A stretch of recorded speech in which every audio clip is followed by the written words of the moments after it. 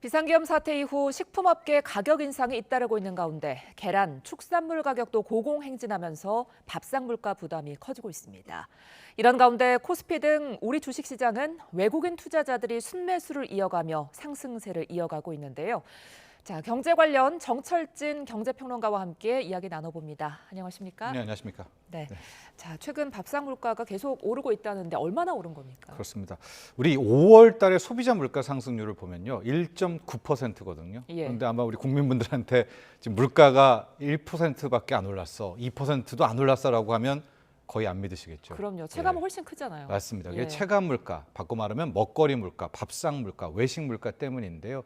전반적인 물가 상승률은 1.9%지만 먹거리 관련한 가공식품만 보면 4.1%, 거의 뭐 2배 가깝겠죠. 예. 축산물 쪽으로 가면 5.5%나 또 먹기 때문에 밥상 물가가 굉장히 많이 올랐고 조금 네. 이따 또 우리가 얘기해 볼 달걀 같은 경우가 가장 예. 많이 올랐는데요. 무려 예. 11%가 오른 상태여서 우리 국민들이 느끼는 물가, 특히 체감 물가는 상당히 높다 이렇게 보여집니다. 예, 그러게요. 그러니까 달걀이 지금 4년 만에 최고 가격이라는데 왜 이렇게 네. 많이 오른 겁니까? 그렇습니다. 먼저 가격 현황을 좀 보고 이유를 봐야 될 것 같은데요. 예. 전국 기준으로 보면 지금 한 판에 7,034원. 이게 1년 만에 11.5%가 올랐고요. 네. 서울만 따로 떼어놓고 보면 서울은 7,300원이 넘습니다. 아마 이게 5,000원대로 체감을 많이 하셨을 텐데 네. 서울 기준으로만 보면 벌써 계란값이 15%나 상승한 건데요. 네. 이유를 아직까지는 뚜렷하게 알 수가 없는 것이요. 뭐 특별히 우리나라가 조류독감이라든가 어떤 뭐 문제가 생긴 것은 아니었었거든요. 예. 하고 특히 수급이 깨진 것도 아니고 그래서 전문가들 같은 경우에는 기본적으로 유통 쪽에서 어떤 문제가 나온 것이 있는가 하나하나 그다음에 생산량 자체가 좀 줄어든 것이 아닌가 이렇게 보고 있는데 네. 아마도 최근에 이제 브라질 쪽에 조류독감 나오면서 또 미국에서의 계란값이 들썩이지 않았겠습니까? 이런 여파들이 좀 오면서 유통 쪽에서의 일부 교란도 있지 않았나 이런 또 의심도 되는 형국입니다. 네. 자, 근데 뭐 달걀만 오른 게 아닙니다. 지금 소나 돼지고기 가격 등도 최대폭으로 상승했다는데 미트플레이션이라는 신조어까지 나왔습니다. 그렇습니다. 이제 미트, 축산물 쪽인데요. 네. 축산물이 꽤 오랫동안 좀 안정세를 차지하다가 지난달부터 또 요동을 치고 있습니다. 지금 표에 나오고 있는데 쇠고기 같은 경우가 5%, 특히 돼지고기는 8%가량 상승을 했는데 네. 여름철이 되면 여기저기 또 많이 놀러 가시잖아요. 그럼 그러니까요. 삼겹살에 대한 수요가 높아서 전통적으로 6, 7, 8에는 돼지고기 가격이 오르거든요. 근데 그에 비해서 먼저 올랐기 때문에 좀 상황은 심각하다 하고 달걀 가격까지 함께 오르고 있으면서 네. 크게 보면 축산물 가격이 현재 먹거리 쪽 가격, 밥상 물가의 상승을 주도하고 있다 이렇게 보여집니다. 이런 상승세가 언제까지 이어질까요? 근데 지금 축산물 쪽도 네. 뚜렷하게 어떤 뭐 문제가 있는 건 아니거든요. 가령 브라질 같은 경우에는 이제 조류독감 때문에 네. 큰 난리가 났었고 우리도 지금 당국이 긴장했던 부분은 닭고기 가격이었습니다. 그런데 닭고기 가격 같은 경우에는 일단 빠른 대처도 좀 했었고 브라질에서 조류독감에 걸린 동장 외에서 다른 쪽에 있는 닭고기는 또 수출을 해준다라고 하고 또 받아주게 되면서 아직까지 닭고기 가격 쪽은 크게 오르지는 않고 있는데 이것도 하지만 계속 지켜봐야 됩니다. 예. 반면에 돼지고기와 쇠고기 가격이 이렇게 오르고 있어서 당국에서는 일단 물량을 푸는 것들 그리고 유통 과정에 있어서 어떤 교란 행위들을 지속적으로 점검하겠다 이렇게 나서고 있습니다. 예, 여기에 더해서 가공식품 가격도 오르고 있는데 어제 이재명 대통령이 라면 가격을 콕 집어서 이야기했습니다. 그렇습니다. 아마도 이 먹거리 가공식품 가격이 우리 국민들의 한 뭐 3, 4, 5월 달에 느꼈던 이 체감 물가를 가장 높이는 데 일조하지 않았나라고 보고 있는데요. 먼저 이재명 대통령의 저 라면 2,000원 발언의 팩트 체크부터 좀 해야 되겠습니다. 네. 실질적으로 놓고 보면 2,000원 이상 하는 라면은 이제 우리가 뭐 스페셜 라면, 이제 고퀄 라면 쪽입니다. 예. 네, 지금 나오고 있지만 뭐 각 라면 회사들도 전체 매출에서 차지하는 매출 기준으로는 1, 2% 정도밖에 되지는 않는다. 이제 가장 많이 이용하는 라면, 뭐 안성탕면, 삼양라면, 또 신라면 이쪽은 900원에서 한 1,100원 사이에 포진이 돼 있고요. 작년에 히트작이었죠. 불닭볶음면이 편의점 기준으로는 1,200원대, 1,300원대였거든요.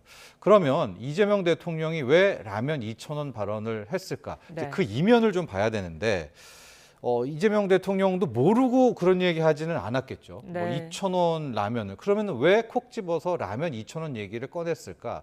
이건 제 생각이지만 이 먹거리 가공식품 회사들, 뭐 농심이라든가 삼양식품이라든가 이런 기업에 대한 일종의 경고성 멘트가 아닌가 이렇게 보여집니다. 왜냐하면 항상 보면 네. 이제 과거에도 먹거리 가격, 특히 가공식품은 안 올리고 있다가요.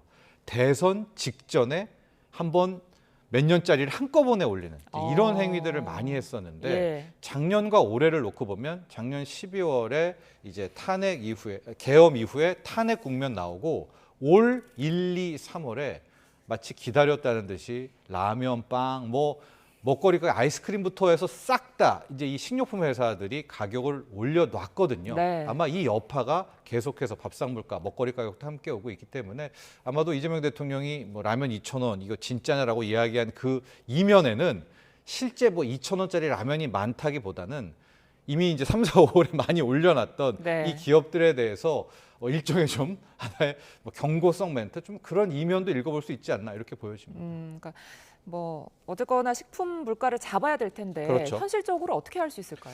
현재로서는 이제 밥상 물가, 먹거리 쪽도 항상 두 가지 측면이 있습니다. 이 물가라는 게 가령 유가가 오르고 세계 곡물 가격이 오르면서 나오는 이 인플레는 잡기가 굉장히 어렵습니다. 왜냐하면 이건 우리가 어떻게 할 수 있는 게 아니잖아요. 세계 곡물 가격이 오르는 부분들, 가령 지금의 초콜릿 가격 오른 거는 솔직히 어쩔 수가 없어요. 코코아 예. 가격 때문에. 뭐 유가가 오른 건 어쩔 수가 없지만 현 상황을 놓고 보면 기름값이라든가 곡물 가격 자체에 큰 변화는 없거든요. 오히려 안정세입니다. 그렇다면 우리 내부의 요인으로 인해서 지금 밥상 물가, 먹거리 물가가 올랐다는 부분이기 때문에 당국에서는 아마 1차적으로는 유통개혁 쪽으로 많이 볼 것 같아요. 유통 라인에 있어서 누가 좀 폭리를 취하거나 왜곡을 시키는 그런 세력이 있지 않나 이제 보고 있고, 이제 두 번째는 이제 기업들에 대한 책무들 하고, 이제 세 번째는 당국이 할당 관세라든가 물량을 좀 풀면서 당분간은 아마 뭐 이재명 대통령 집권 초기 올 여름 내내는 이 밥상 물가, 먹거리 물가가 뭐 비상경제 TF 회의에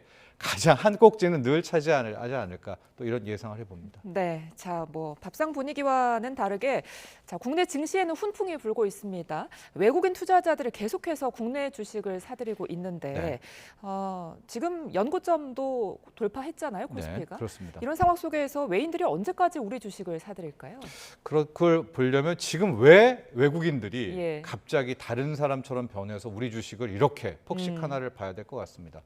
지지난 달만 해도요, 외국인 투자자들이 9개월 연속 순매도, 뭐 거의 IMF 때만큼 한국 주식을 팔아치웠단 말이죠. 네. 그러다가 지난달 그리고 이달 들어서 완전히 바뀐 모습을 보이고 있고, 외국인들이 실은 계속 사면서 뭐 3조 이상 벌써 이달 들어서 사고 있거든요. 네. 그러면서 코스피를 2,880선 위로 뭐 이번 주에 빠르면 2,900도 뭐 볼 수 있을 정도로 사들이고 있는데 네. 왜 사냐? 크게 두 개를 봐야 될 것 같아요. 첫 번째 매크로 지표로는 원화 강세 부분입니다.